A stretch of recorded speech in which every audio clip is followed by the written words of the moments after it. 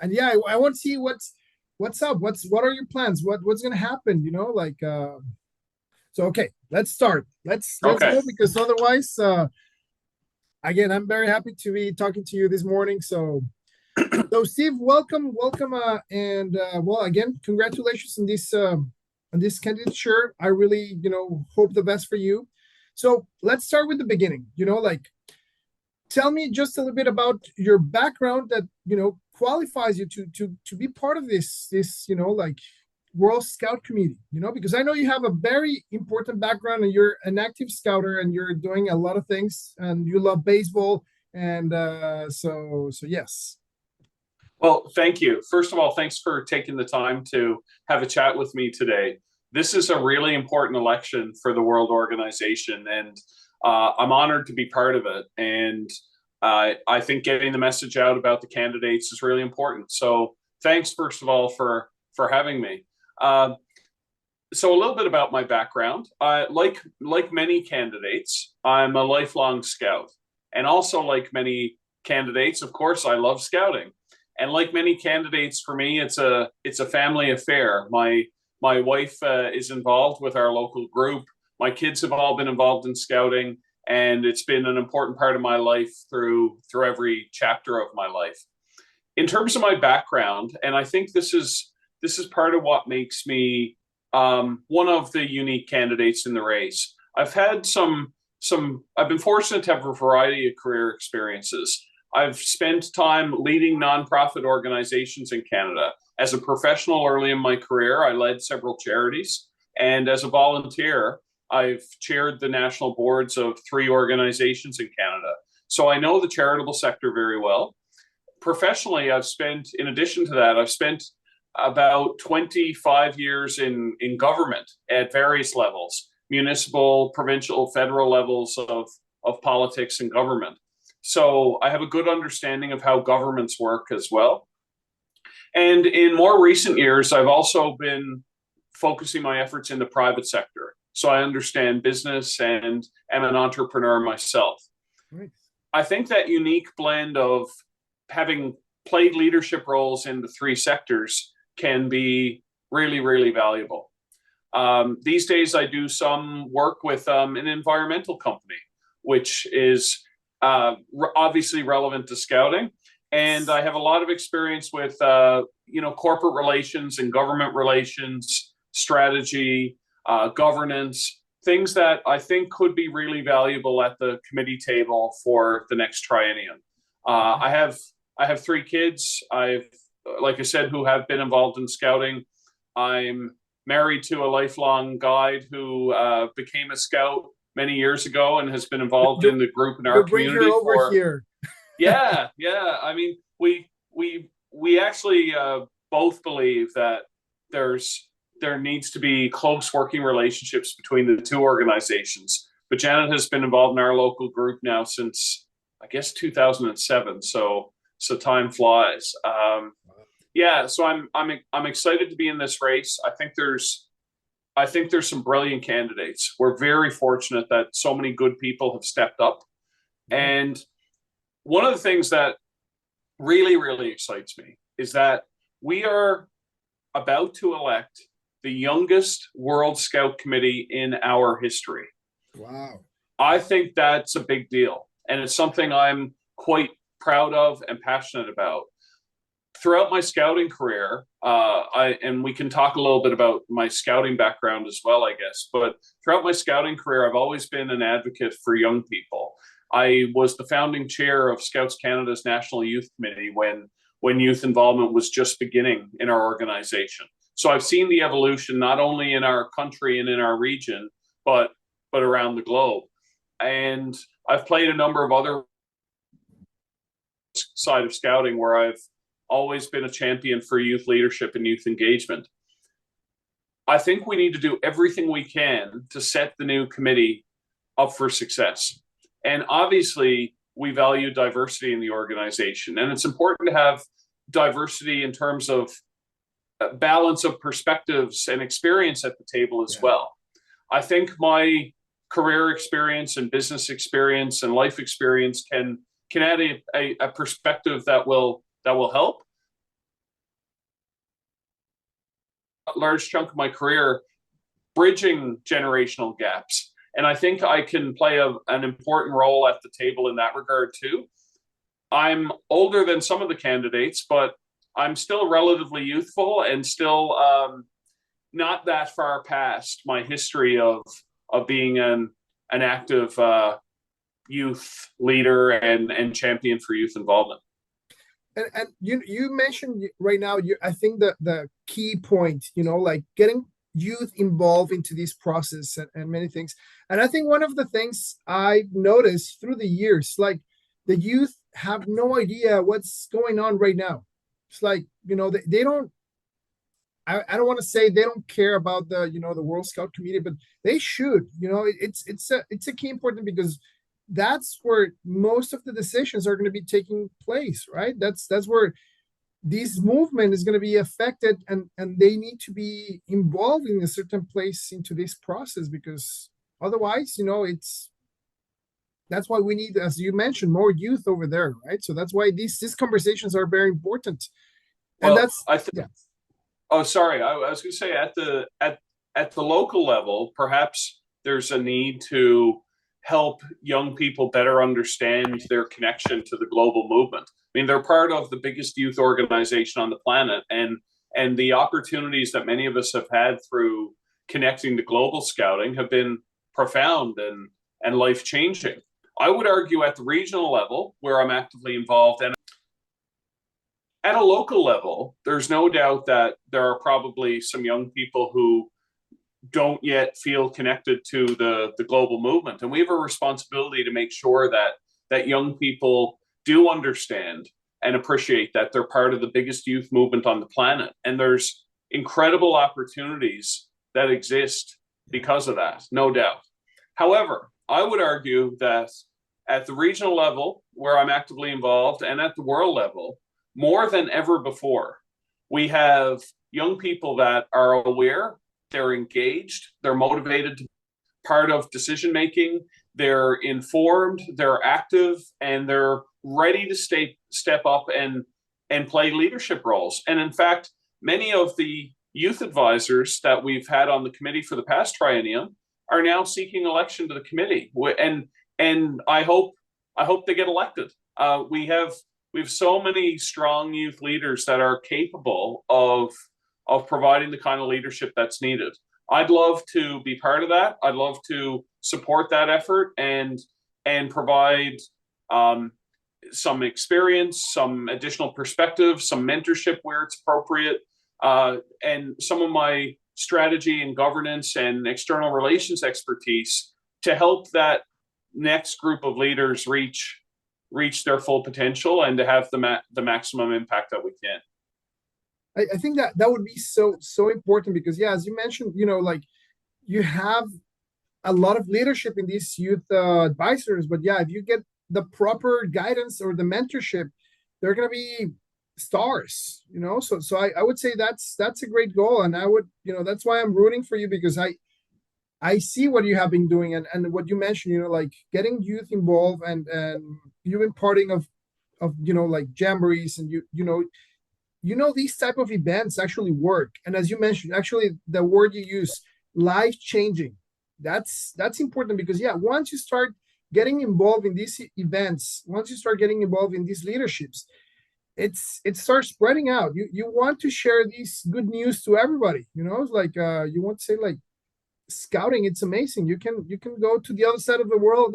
Even though they don't speak my language, they know what I'm saying.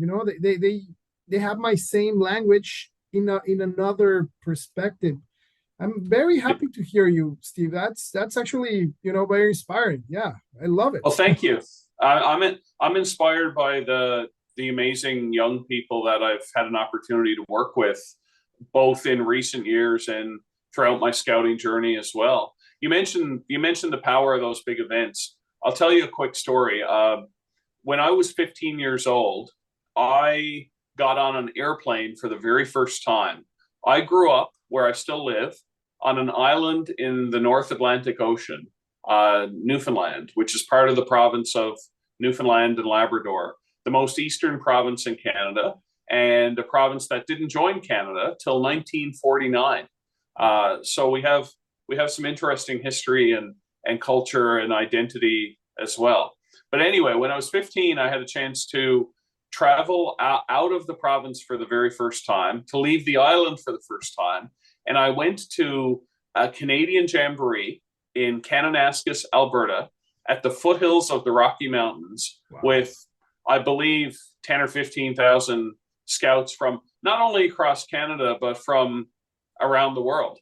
And truly a life-changing experience. It opened my eyes to the big world that was out there, and it showed me how big the scouting movement really was. And it was shortly after that I attended Scouts Canada's first National Youth Forum, that I got involved in forming the first youth committee.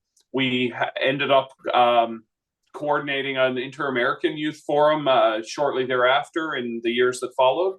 And I had a chance to represent Canada at the fifth World Youth Forum, which feels like it was a long time ago, I guess, because relatively maybe it was. But when I look at the evolution of scouting, in the grand scheme of things, it wasn't that long ago.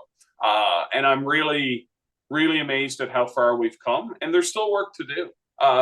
We need to, while the decision-making structures around youth involvement have evolved at the world level, we still need to be mindful that there's lots of work to do to keep generating the next cohort of youth leadership. We need to continue to support and mentor and cultivate more young leaders who can step forward and lead the organization. And now, actually, that you mentioned these events, I'm very happy because I saw you in this Inter-American Forum, or like it was like a virtual workshop of youth, actually, like a marketplace or something, but it was all virtual, and you were there presenting at the beginning of this. Oh yeah, at our expo in our region. Yeah, so that wasn't that long ago. Yeah, that was not. It was like a couple of months ago, and I was so impressed how we're utilizing technology to get people connected from all over the world for America, and these type of ideas are wonderful because we were able to get close to the presenter and listen to his presentation and see what he was doing. That was something I was like, wow, that's the next level of scouting. You're connecting, it's like not just a chat. It's a very interesting network, what's happening. And I saw that you were part of that. So. Well, thanks. Yeah, I chair the board of trustees of the Inter-American Scout Foundation, which is a role that I've served in for a while and will certainly step back from if I'm successful in getting elected to the World Scout Committee. But in that role, we've been able to see the foundation over the last 5 or 6 years evolve from a fairly, I would say, inactive organization where we primarily focused on the management of the funds that we hold in trust for the region to an active entity that's supporting a number of key youth initiatives in our region. One of which is the ILT program, which is an international youth leadership training program that takes place annually. Our foundation is the major sponsor and supporter of that project. But the project you're referencing is our recent expo. The Expo Pro event, it happened for the second year in a row, and we showcased youth development, youth leadership projects from not only around the Inter-American region, but from around the world. And that's another initiative that our foundation has been happy to sponsor. So we've tried to lead by example and really focus our efforts on supporting NSOs that really need it. And we have, our region in the world is a lot like the others in the sense that there's a ton of diversity.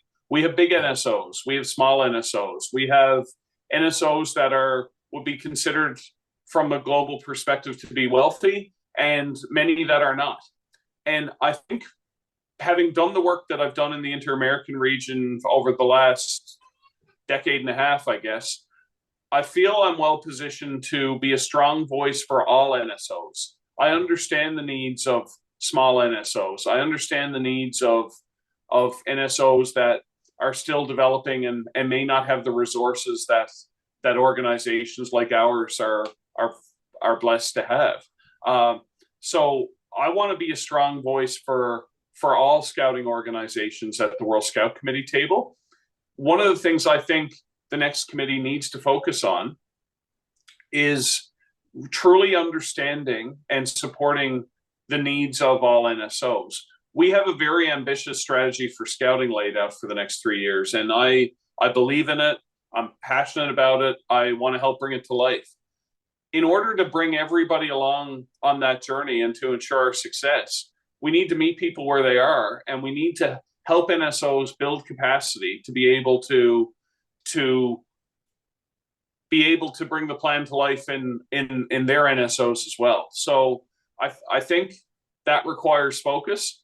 I also think the new strategy for scouting requires tremendous resources. My experience with our foundation will help, but my career experience in business and government and in fundraising for nonprofit organizations, I think will also could provide some valuable perspective at the table. We've got to build more resources. We've got to build capacity. We're going to have to look wider and build partnerships and create sponsorships with other organizations if we're going to truly bring our plan to life.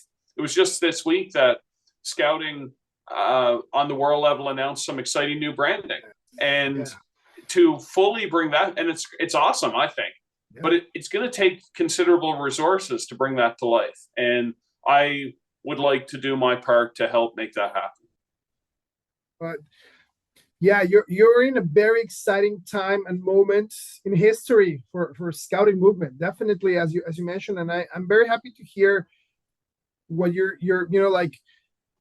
We cannot attack the same problem, or like if there's something, there are different solutions for different NSOs, right? So we need a different medicine for different national scout associations, because you cannot do the same thing that they're doing in Boy Scouts of America or Scouting America right now, that like in Haiti or like small NSO, right? So but yeah, we can probably do something that works here and also works there, right? So I'm very excited because at a world level, we're changing the branding, trying to make it more visible for all the world, so everybody could understand what's happening in scouting, and we're still the world's biggest movement, right? So, but well, you have a big challenge, you have a big opportunity, you have a historic moment.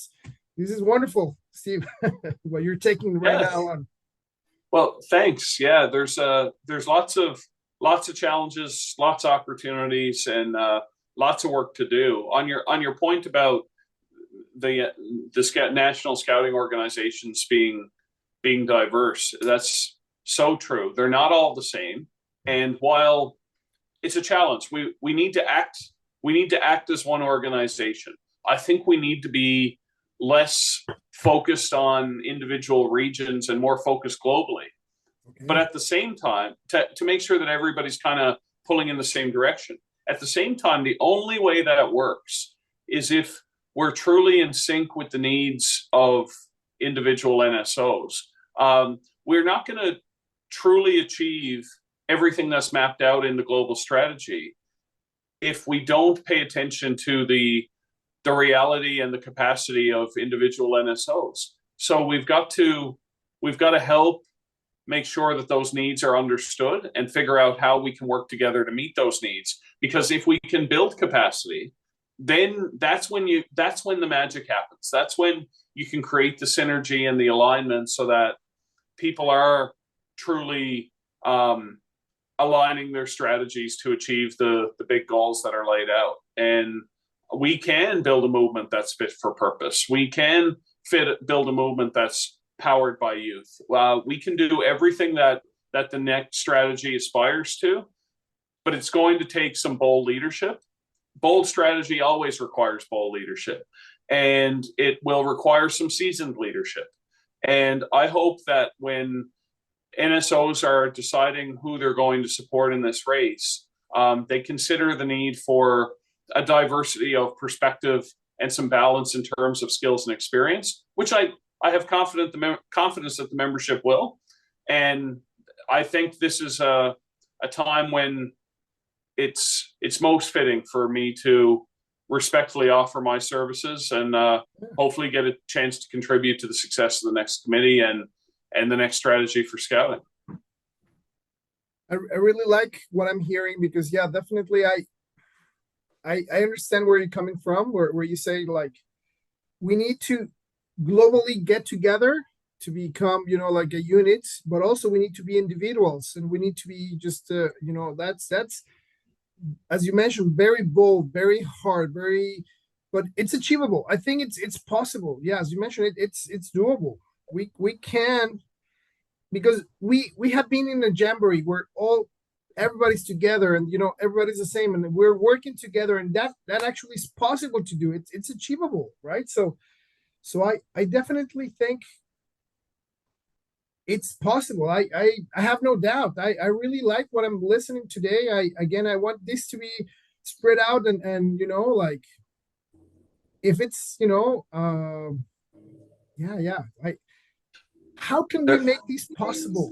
You know, that's a hard question. How you think we can make this possible? I know I'm throwing a big stone at you right now, but how we're going to talk to the other ones, to the other World Scout community, and tell them, okay, let's bring your ideas. Let's make this a reality.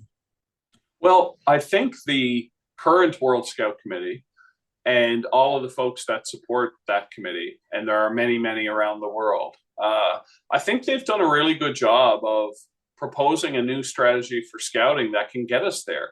I think it is the roadmap.